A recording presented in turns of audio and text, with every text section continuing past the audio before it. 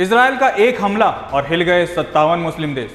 Israel ने जो Qatar पर हमला करके चिंगारी लगाई थी, वो अब ऐसा लग रहा है कि एक बड़ी आग में बदलती जा रही है। कहीं ऐसा तो नहीं कि इजराइल ने कतर पर हमला करके बहुत बड़ी गलती कर दी हो। कहीं इस गलती ने पूरे इस्लामिक वर्ल्ड को एक तो नहीं कर दिया, क्योंकि कतर की राजधानी दोहा में जो मीटिंग बुलाई गई उससे एक संदेश निकला, और वो संदेश था कि अकेला नहीं है कतर। तो ऐसे में सवाल उठता है कि ऐसा क्या हुआ उस मीटिंग में जिसने सभी इस्लामिक देशों को एक कर दिया, और क्या ये सभी देश मिलकर इजराइल पर हमला कर देंगे? क्या ये किसी नए युद्ध की शुरुआत है? देखिए हमारी ये एक्सक्लूसिव रिपोर्ट। आपको याद होगा 9 सितंबर को इजराइल ने कतर की राजधानी दोहा पर हमास के अधिकारियों को ठिकाने लगाने के लिए हमला किया था। ये सिर्फ एक हमला नहीं था, ये कतर की संप्रभुता पर सीधा हमला था। और बेंजामिन नेतन्याहू ने ये साफ कहा था कि इजराइल ऐसे हमला करता रहेगा जब तक कि हमास लीडर्स को कतर या तो पनाह देना छोड़ दे या फिर खुद खत्म कर दे। लेकिन इजराइल के इस हमले ने एक बड़ा फेरबदल कर दिया है। इस एक हमले ने पूरे इस्लामिक वर्ल्ड को हिला दिया है। इस हमले के बाद 50 से ज्यादा मुस्लिम देश इजराइल के खिलाफ एकजुट हो गए हैं। कतर की अपील पर अरब लीग और OIC ने इमरजेंसी मीटिंग बुलाई, जिसमें इजराइल को कड़ा संदेश दिया गया कि कतर अकेला नहीं है। इजराइल पर आरोप लगाए गए कि उसने पीठ में छुरा घोंपने का काम किया है, जब कतर खुद गाजा में शांति वार्ता कराने की कोशिश कर रहा था। इस हमले के बाद कतर ने दुनिया से मदद की अपील की, और फिर क्या था, पूरा मुस्लिम जगत कतर के साथ आकर खड़ा हो गया। लेकिन जब इस हमले के बाद विदेश मंत्रियों की बैठक हुई तो सबसे पहले तो अरब लीग के महासचिव अहमद अबुल गैत ने जो कहा उससे इस एकता का मतलब एकदम साफ कर दिया।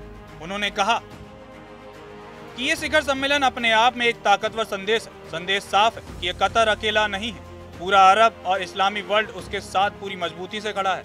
उन्होंने कहा कि इजराइल की हिम्मत इसलिए बड़ी है क्योंकि दुनिया गाजा में हो रहे नरसंहार पर पिछले 2 साल से चुप है, और अगर हम इस बार भी चुप रहे तो इजराइल का हौसला और बढ़ जाएगा।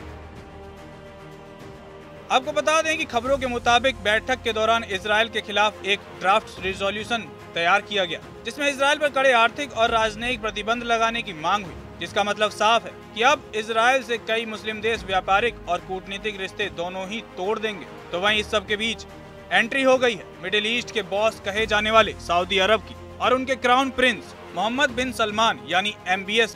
उन्होंने कतर को एक ब्लैंक चेक दे दिया है और इजराइल को सीधा धमकाया है, खुली चेतावनी दे दी है। कतर के लिए एक ऐसा वादा जो पूरे जंग का रुख ही बदल कर रख सकता है। MBS ने यह ऐलान कर दिया है कि हम कतर के साथ बिना किसी लिमिट के खड़े हैं। ये सिर्फ एक बयान नहीं है, ये एक संदेश है कि कतर जो भी कदम उठाएगा उसके लिए सऊदी अरब हर तरह से मदद करने के लिए तैयार है, फिर चाहे वो आर्थिक हो, राजनीतिक हो या फिर कुछ और। सऊदी अरब कतर के साथ खड़ा है, मतलब इजराइल को ये सीधी धमकी है कि अगर कतर को छुआ भी तो खैर नहीं। गौरतलब है कि जब इजराइल ने कतर पर हमला किया था तब पाकिस्तान की हवा टाइट हो गई और उसको लगने लगा कि अगला नंबर उसका होगा, क्योंकि इकलौता मुस्लिम देश है जिसके पास परमाणु बम है। और पाकिस्तान को भी ये सच्चाई पता है कि अमेरिका कितना ही उसको गोद में बिठा ले, लेकिन उसको बचाएगा नहीं, क्योंकि कतर अमेरिका के लिए पाकिस्तान से कहीं ज़्यादा ज़रूरी है। लेकिन इजराइल ने अमेरिका की सहमति से ही कतर पर हमला किया था। इसी डर के चलते इस्लामिक सेना बनाने की मांग तक कर दी। और सबसे बड़ी बात ये तब हुआ जब संयुक्त राष्ट्र में इजराइल के एक डिप्लोमेट ने अचानक कागज़ उठाया, जिसके बाद पाकिस्तान में हड़कंप मच गया। पाकिस्तान इतना डर गया कि उसने इजराइल को परमाणु बम की धमकी तक दे दी। संयुक्त राष्ट्र में इजरायली डिप्लोमेटिक डैनी डैनन द्वारा पाकिस्तान पर तीखी टिप्पणी और एक दस्तावेज लहराने के बाद पाकिस्तान में हड़कंप मच गया। इजरायली बयान में कहा गया कि जैसे अमेरिका ने ओसामा बिन लादेन को पाकिस्तान में घुसकर मारा था, वैसे ही इजराइल भी खतरे की स्थिति में कार्रवाई कर सकता है। इसके बाद पाकिस्तान इतना डर गया कि उसको ये सच लगने लगा कि नेतन्याहू उस पर भी हमला कर सकता है। उसने जवाब में इजराइल को परमाणु हमले की धमकी दे दी और मुस्लिम देशों से एक इस्लामिक सेना बनाने की अपील भी की। पाकिस्तान के विदेश मंत्री इशाक डार ने इजराइल को संयुक्त राष्ट्र से निलंबित करने की मांग भी की।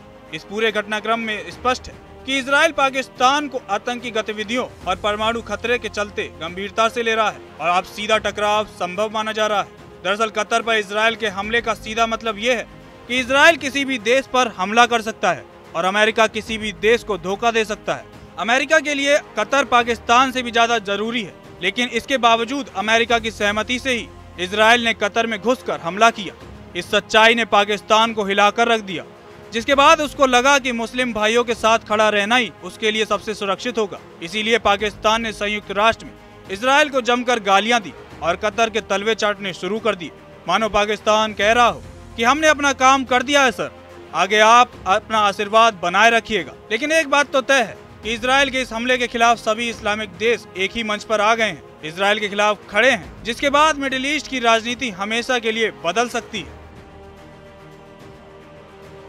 इजराइल ने कतर पर हमला करके एक ऐसी लाल रेखा को पार कर दिया है जिसके बाद मिडिल ईस्ट में बहुत बड़े बदलाव देखे जा सकते हैं।